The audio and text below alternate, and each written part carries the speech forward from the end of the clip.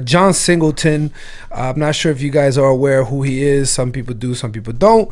But John Singleton is a director, producer, and he a script writer, and he's done some pretty popular movies like let me see the list. I was gonna go off the top of the dome, but Boys in the Hood, Poetic Justice, Four Brothers, just to name a few.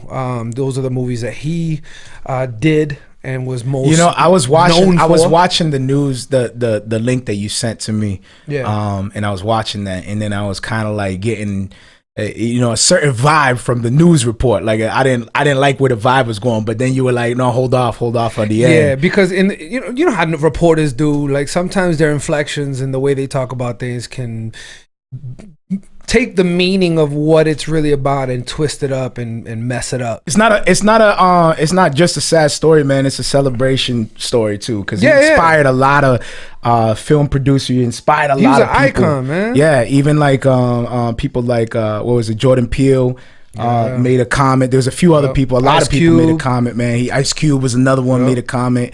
And he was actually the first black nominee for the Academy Award for Best Director. Yeah. And he was the youngest. He's 24 years old, was he? 24 when yeah, man. I mean, that's something that's inspiring, bro. That is super inspiring. That's inspiring. And he was all about he believed in the power of film. I like what he said too. He said in film school they told him film what you know. You know what I mean? So he decided if he's gonna do film and he's gonna film what he knows the streets, he knows his culture, he knows where he came from. And that's where you got the inspiration for Boys in the Hood. And maybe some people know this or not, but in the interview, he actually filmed Boys in the Hood in his actual hood. That whole film took place in his actual hood where he grew up. So that was super dope too in the interview that I saw. So yeah, I thought that was super sick that he took something that he was very knowledgeable in and a culture that he came from and literally exposed the world to it, and everybody loved him for it. Yeah, and you know what? He was talking about the pain points and the struggles that he had within the film industry when it came to representing his culture as well. Yeah, that's the part where you were kind of like when they were reporting it, they were like, when they were reporting it, they were you know how reporters want to. They were just making it super racial. Like, exactly. And it wasn't even about race, like what he was about. He just wanted to have a true representation of his culture. Yep. Yeah, but the way they worded it was like he was only trying to promote black culture. Well, that wasn't the thing. It was that they were trying to they wanted to reach a broader demographic. So his films only had that one, small niche. And what they want is they want to make sales. It's all about money. Yeah. So kind of wash your culture with a little bit of this culture, a little bit of that culture, and kind of try to make it universal for everyone else. But he was fighting back, saying, nah, I want to be true to where we come from. Which is dope because that happens everywhere. You know what I'm saying? There's a lot of people out there that, that have the money to just go out and just start these endeavors. And instead of, really understanding what, the culture of that endeavor they're trying to do, they just kind of skim over the top. And because they have the money, they can say, okay, this is what sells, this is what's trendy. So I can kind of get the taste of that culture and maximize my profits with it. And that's the part that he didn't like. He was like, if you are going to make profit, at least make the story true. At least represent the culture correctly. I guess that is a hard, right? That is like, well, we were talking about that. So it's kind of like for the artist, like how can we relate to it? It'll be like, I have a certain style of rap. Let's say I'm a conscious rapper and they're telling me, yo, I need a club banger. I need a da-da-da-da, and I need a whatever, a misrepresentation of who you are as an artist. I guess to them, is it like you're just a jukebox?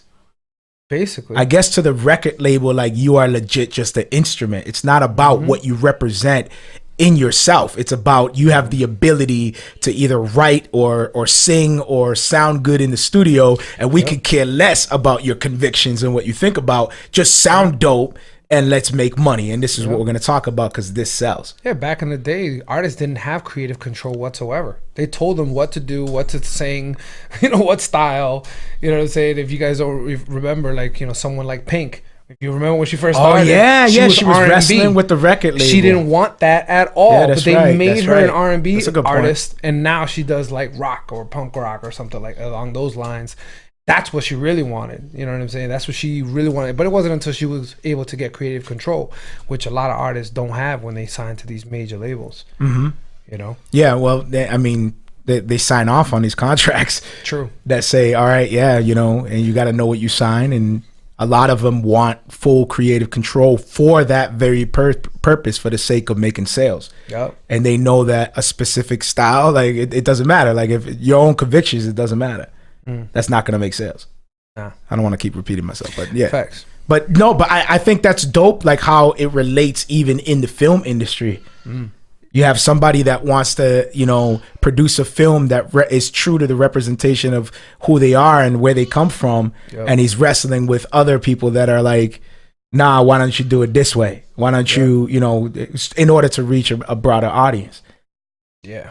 And he made that clear too. What do you feel about Jordan Peele? What do I think about Jordan Peele in what sense? Like as a film director or as a comedian? No, like what he's doing. Like, is he trying to? He's sort of incorporating sort of like a representation of the culture, is he not? Yes and no, because I mean, a lot of the things, if you see what he's putting out, is more like psychological thrillers, but yet there are undertones of, you know, the black culture. Like the first movie that he did, what was it? What was the first movie called? Sunken Place? Yeah, okay. No, that's not what that's it's called. Not the name, but I know what you're referring to. Yes, that movie. All right. So that, you know, Sunken Place. He was in the Sunken Place. But yeah, that movie. I wonder if that was possible title at one point. Probably. They were like, let's call it the Sunken Place. I wonder if it was. But that had like, you know, a black culture type theme because they were taking black people and you know, these using white families them, and using their bodies or whatever. Yeah. But they're more like for me, I don't know, what stood out to me is that they're very psychological thrillers. And then now this next one, you know, with the family. Yeah, but they're married to that kind of way of thinking too. It's a very creative way, I think. It is. It's super creative. I love what he's doing and the way he's doing it. Like, it's not in your face obvious. You kind of have to like study it, you know? Right. Yeah. You mean the undertones and the little like it's not blatantly little subtle obvious. The subtle hints at it. I mean, I think it's kind of obvious. No, I don't think it's obvious because there's psychological. Did you see the other one that he did? I mean, this is not on the doc. I want to. This is not on the doc. So what was the other one that he did? I think it's called Us or something like that. Yeah, Us. And it's with the family, and then they see basically an exact version of them, but they're like psycho. And I've seen a lot of people say that have seen it, that they had to watch it several times in order for them to truly grasp it. So it's one of those movies that you gotta like, okay, like The Matrix. You saw The Matrix the first time and you're like, what did I just see? Second or third time, you're like, oh, they're plugged in. Like us. We're kind of plugged in. Yo, The Matrix goes deep. Don't even bring that up. It does go deep. But that's my point. You have to watch it a few times to really grasp the meat of it. And a lot of people are saying that Us is the same. And that's what I mean. It's not so obvious in your face. Let me flip this because if it was so obvious, that people wouldn't be like, yo, I had to watch it 2 or 3 times. They would have been like, yeah, I get it. He's about black excellence. Yeah, right.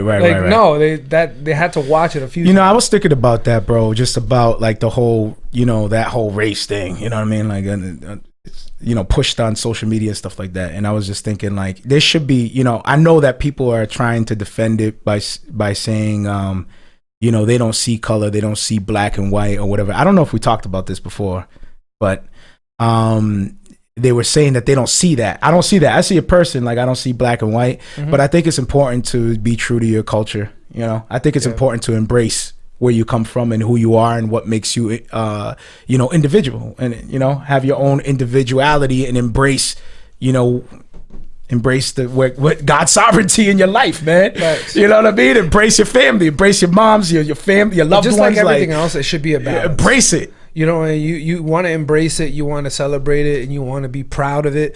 But there's a certain level where they take it to the extreme, and it appears to be like a hierarchy type thing, like my race is better than yours, and you know what I'm saying.